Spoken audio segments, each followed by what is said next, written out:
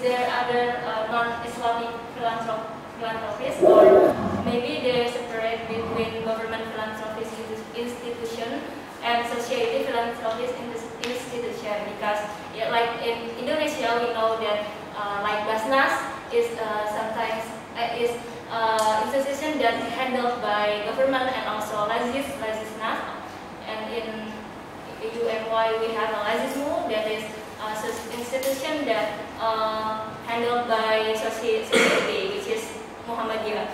So in Pakistan, is there other Islamic philanthropists, and how does Pakistan government regulate the Islamic philanthropists? And that's all. Yeah, thank you for the opportunity. Yeah, thank you. This is a very good question. I think the first is like in Pakistan there are like Sikh, and there are like Hindu, and there are Christians. And within Islam, there are like Shia and there are Sunni.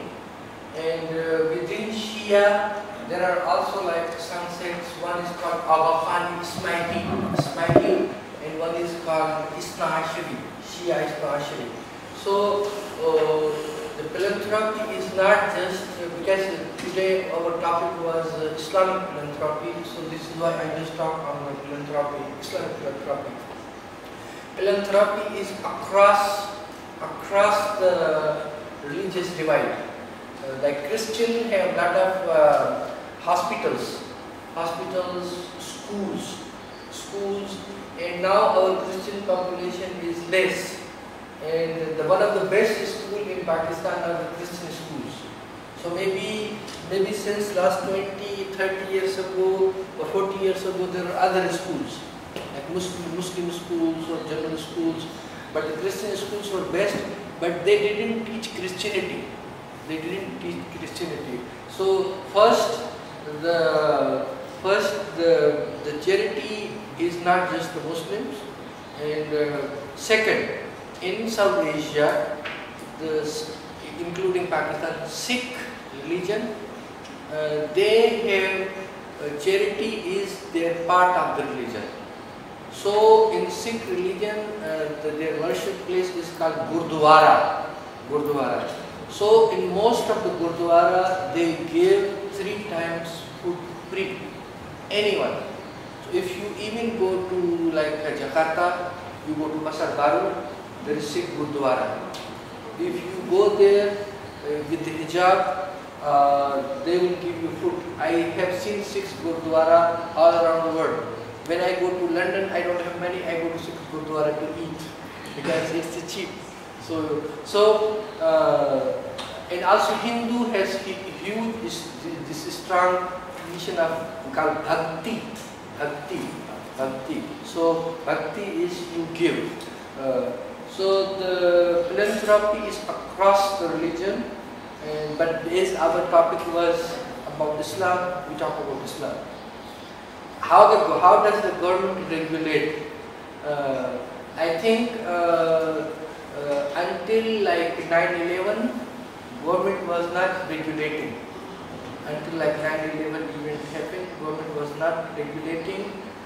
But after 9/11 and after like terrorism, now it's difficult for the faith-based organizations to work, and a lot of these organizations are also banned in Pakistan because they are involved in terrorist fundings. So what does the government do? I think now that every organization which receives money, they have to receive legally, and they have to have the bank account, and they have to get registered with because as the EG is foundation, this is foundation. So most of these people, they make foundation, and then we have the government have this Ministry of Social Welfare. So all these organizations have to be registered, their accounts are regularly seen, but this is officially. But unofficially, most of these organizations or some of these organizations, they don't have any bank account, and they run through the individual person or community, and there is no standard like like the way it's in Indonesia, it's not like that. It's more like liberated, and there is also always the, it's not 100% regulated. Maybe it's only 50% regulated or 40% regulated, but most of the charity organization, the Christians are regulated. The Hindu and Muslim, they are not regulated. The Sikhs are regulated because Sikh is more institutionalized, including in Pakistan. I think what was your third question? What was the third question? Just like this, for example, do you have like a government-owned or managed philanthropic activity, not that's established by the society, but government himself, for example, Ministry of Social Welfare? Yes. Do they have certain kind of an institution, like zakat, for example, like khairat, or like yeah, we have Pakistan Baitul Mal. We have Pakistan Baitul Mal. Baitul Mal, like all the zakat detected from our salaries, our banks, it goes to Pakistan Baitul Mal, and then Pakistan Baitul Mal, they allocate, redistribute money to the other people. I hope I answered your question. Thank you, sir. Thank you for answer. Okay, thank you for the opportunity. I want to ask that you say 90% Pakistan was Muslim. 96, 95. Yeah, which is bigger than Indonesia maybe. And Indonesia is 86. so it's equal. No, it's 10% more. Indonesia is 86, and Pakistan is 96. in terms of percentage? So bigger than Indonesia, right? And then, in your opinion, what there is something in Islamic philanthropy that Pakistan have, but Indonesia not, like Islamic philanthropy activities. So, yeah, because of the size of the percentage in Pakistan is pretty big, is there anything that you've seen that there is a philanthropic activities that's running well in Pakistan, but you don't see in Indonesia having, for example? Actually, in like there is like this is bit complicated, but let me explain to you. The first, like we were the British colony. In Indonesia was the Dutch colony, and the Dutch were like Protestant, and the British were mostly utilitarian Christians who came to Pakistan. So the first was like, and they both make a system in both countries. So in both countries, like for instance in Protestant religion, you must work. There's work ethics. And in Protestant religion, there is like charity, like begging or something is considered bad. So first, they have particular kind of colonial history. Because of that, they make colonial institute, which continued after post-colonial kind of time. So in Indonesia, I see the charity is more organized.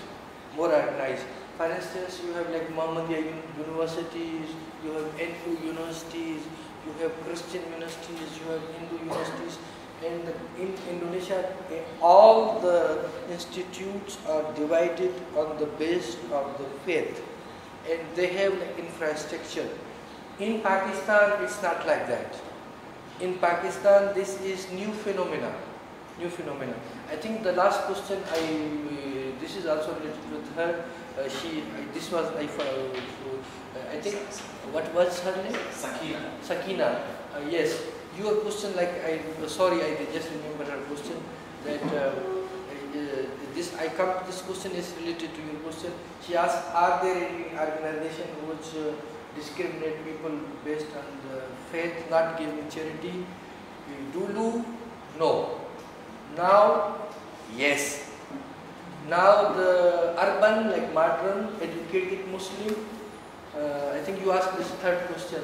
They try to say, no, we cannot feed you because you are Christian. But before, no. But only in urban areas this phenomena is going, and not in rural areas. And this is also related to your question. In Pakistan, the state is secular. Means that the state doesn't promote any religion. So the state doesn't in a way support like Islam or Christianity. It's more on the individual basis. And Ministry of Religion is more like concerned with the Hajj or Waqf, but it has no function like in Indonesia.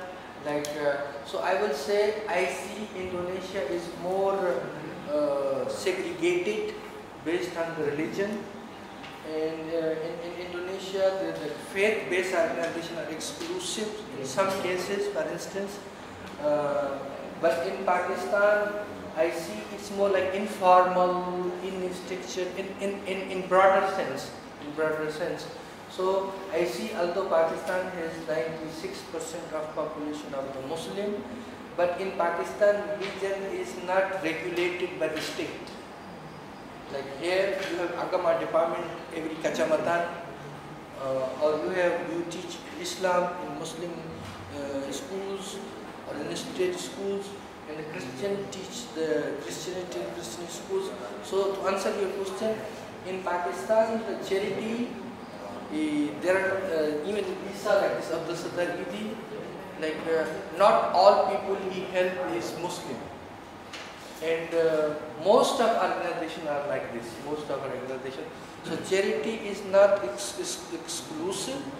And as I said, the state in Pakistan doesn't, although our name is Islamic Republic of Pakistan, and in Pakistan sovereign is God.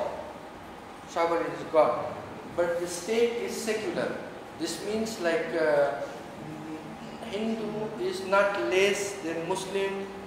So also in universities or in the education, they are secular. This means there is no religious propagation. So as I said, the Christian school, we have Christian schools, they are best, but they doesn't spread the Christianity. Like most of them are Catholic schools. So I think maybe next time I can give a lecture. Ini Islami agama, syajara agama, and the structure of agama, how it works. The Indonesia, Pakistan, ini better, very different.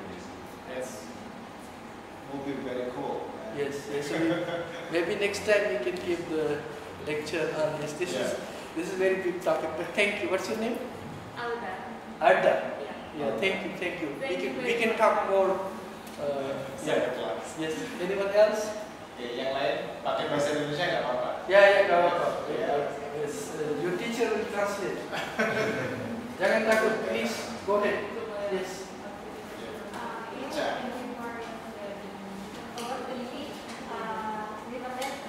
Aditia Jumatunnisa Al Mawaddah. Aditia Jumatunnisa Al Mawaddah.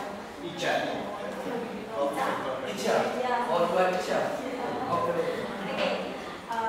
In this opportunity, I will ask, what is the role of philanthropic economy, Islamic philanthropy, in bringing about change for the world? I mean, in your opinion, that philanthropy success the SDGs in realizing the SDGs that have been designed to bring about change in the world. Okay, so how about the role of Islamic philanthropy? Because you know there is sustainable development goals promoted by UN, right? And is there any role of Islamic philanthropy organization or activities in Pakistan keeping about the person elevated poverty that promoted by SDGs? Yeah. So as I said, so her question is, I think we can translate her question. Her question is, does in Pakistan Islamic philanthropy is sustainable? Or does it support these global goals of sustainability? So as I said, in Pakistan, Islam is like banyak aliran. So in Pakistan, there is like a lot of successful. So you saw this guy, Abdul Haque, this have this model of charity. Charity means like I give you the money, you eat or something, and not sustainable. Not sustainable means like giving food, maybe eating, but this is not sustainable. But in Pakistan we have a community. They are Muslim. They are called Ismaili Muslim. You know, their head is called Agha Khan. Prince Agha Khan. You can Google Ismaili. This Ismaili sect is basically, they make the philanthropy very sustainable. What they make schools. They have schools, they have university, they have women empowerment projects. So, especially the Islamic community in northern area, which is close to China, it's hilly area, it mirrored like Swiss, but Dulu or somehow miskin, because it was like there was no road, there was no economic activity.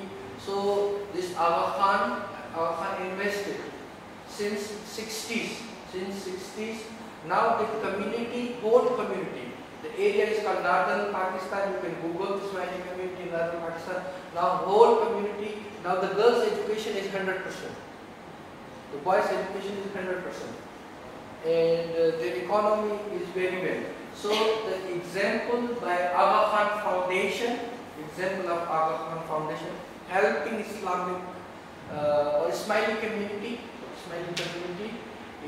that is not based on charity, or that's not based on giving food, but that's based on developing skill and helping the community. So before the community, it was area Salju, there were ice. So when there is a ice, 8 months is ice, 8 months every road is closed, and like people were poor, no education, no economy. But the example of Agha Khan Foundation in other areas, you can Google, you can see YouTube. So they transform the community. Now Ismaili community, Ismaili Muslim community is one of the best example in Pakistan, especially their women.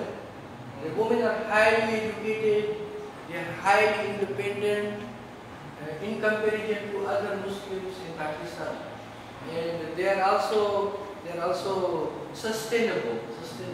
They can work, they can be engineer, a doctor.